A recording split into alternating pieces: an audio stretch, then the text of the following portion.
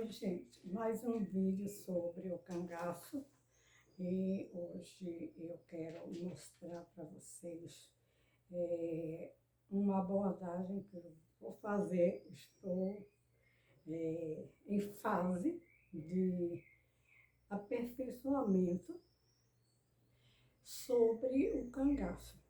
Estou pleiteando fazer uma analogia entre o cangaço do século XX e o cangaço do século XXI. Mas eu quero explicar o seguinte: antes de fazer este trabalho, ao qual me proponho, eu já escrevi este livro daqui, né? Dos mitologemas na imortalidade do passado lampiônico. Esse é um dos primeiros livros, eu creio que o único, que dentro do cangaço ele faz uma abordagem à luz da ciência, ou das ciências, da psicologia, da psicanálise, né? Do direito também, da criminologia, entre aspas, né? Enfim, eu estou querendo dizer para vocês o seguinte: eu compus o hino às forças volantes do Brasil, né? E eu tenho me respaldado muito justamente em médicos cientistas. Eu não sou médica, naturalmente, né? Mas a gente pode estudar e fazer esse trabalho e mostrar, por exemplo, o que eu estou fazendo, que é o hino, né? E então eu tomei por base também o neurocientista Miguel Nicolares. Miguel Nicolares ficou conhecido no mundo, né? Desde a época em que, na Copa feita aqui no mundo, a Copa do Mundo que foi feita aqui no Brasil, que ele coloca aquela pessoa que é tetraplégica para chutar uma bola. O que é que tem a ver com isso? Eu quero mostrar que não é obrigado, digamos, que as pessoas aceitem o meu trabalho. Entretanto, eu valorizo o trabalho que as pessoas colocam na história o fato, estudam o fato, mas que mostram exatamente a sua linha. A linha e o método. Qual o seu método empregado para você afirmar determinada coisa? Isso é algo que tem faltado dentro da história do cangaço. Eu vou falar sobre o rico inglês, que ele tem se reportado muito e questionado muito sobre a história do cangaço e tem sido muito rechaçado. Ele está correto, isso é o meu ponto de vista. Para mim, ele está correto, porque ele investiga, ele olha e ele contradiz. O canal dele é o contraditório, então isso daí é fundamental dentro da história do cangaço, que não houve ninguém que contradissesse as histórias que surgiram e que muitas vezes, histórias que levaram o Virgulino, o rei do cangaço, a um mito, a ser mito, né? Ele descobriu isso, segundo ele, ele estava, digamos, usar o termo assim, muito empolgado, né? Porque o Virgulino estava para ele representando aquela figura, como para muita gente, o Robin Hood da história.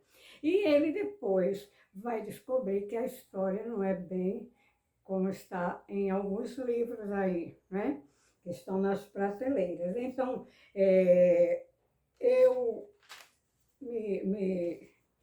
eu me espelho em Sigmund Freud, conforme eu disse, né? E também o rico inglês, ele é sociólogo, né? Então não é necessário você ter conhecido a figura, a pessoa, conforme muita gente afirmar porque eu sou dono do canal, roubaram o meu material, piratearam o meu canal, né? Então, a pessoa pode ter escutado muita coisa, mas tem que refletir, né? Bem, mas eu vou falar sobre o hino, o que é que está ocorrendo com o hino, que eu escrevi isso no meu entendimento. Esse desejo, ele nasceu depois, né, que eu já havia escrito este livro daqui, certo?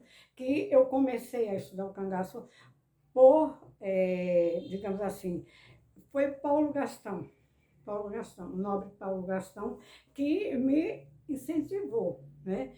E qual era a minha linha? Qual é a minha linha? A minha linha é exatamente essa, era estudar uma coisa que eu pudesse trazer o virgulino, né, para dentro da minha história, ou da minha história, não, da história do fato, né, trazer o fato, aliás, e mostrar que aquelas dúvidas que ocorreram e vem ocorrendo há décadas, como foi que o virgulino desapareceu, né?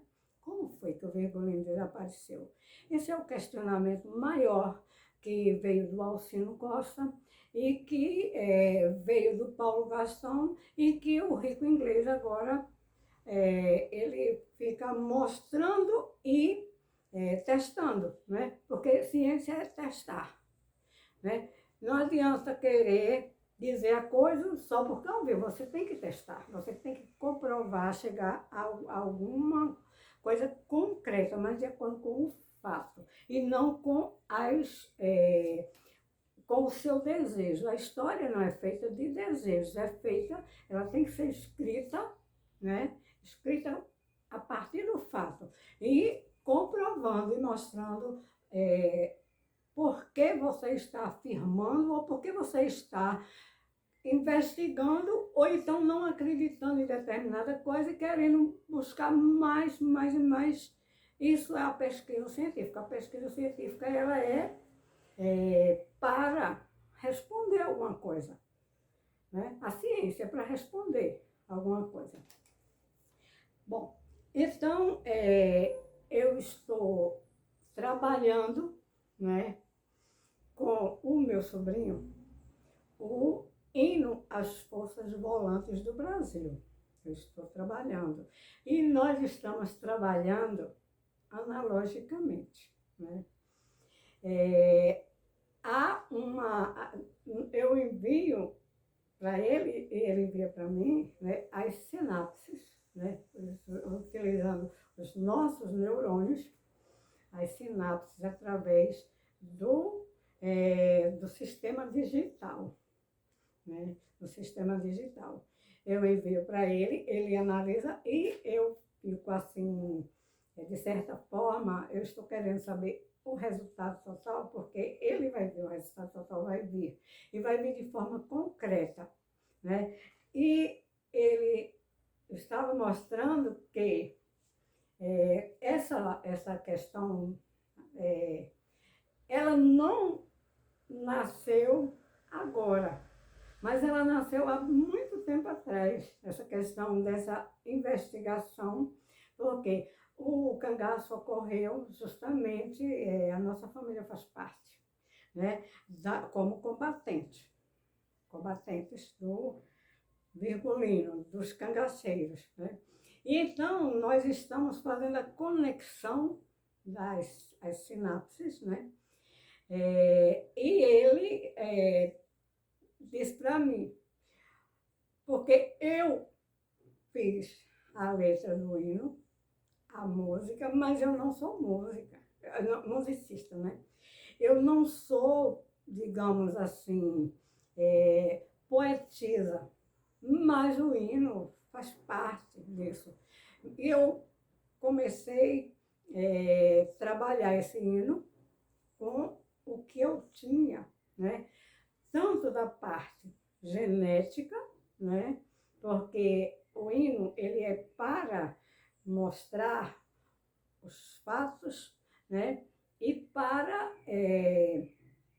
digamos assim, eu estou homenageando aqueles que perderam as suas vidas, né?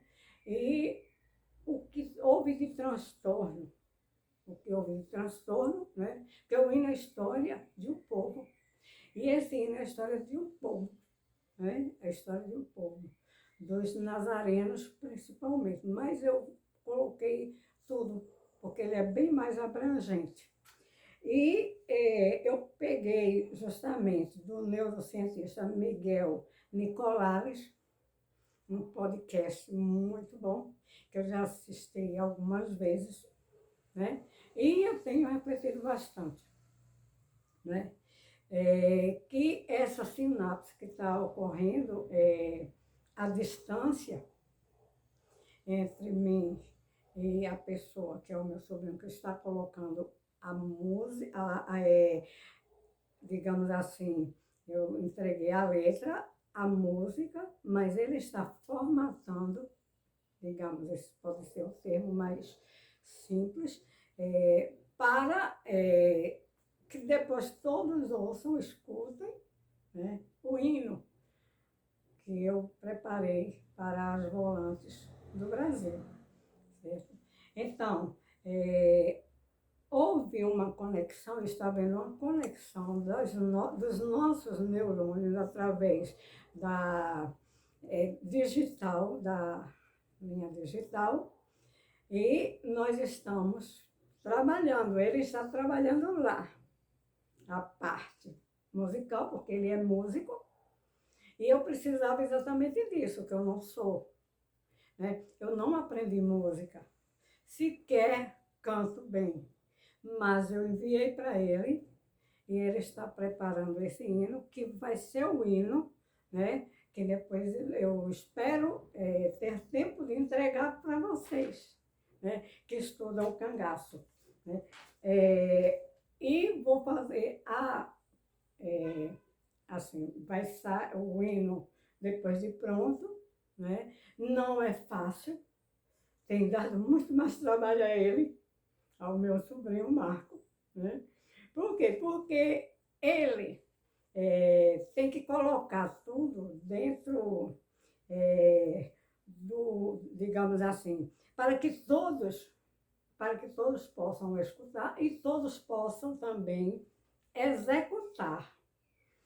Eis a questão. Ele está colocando o hino dentro de um padrão para que todos possam executar, né?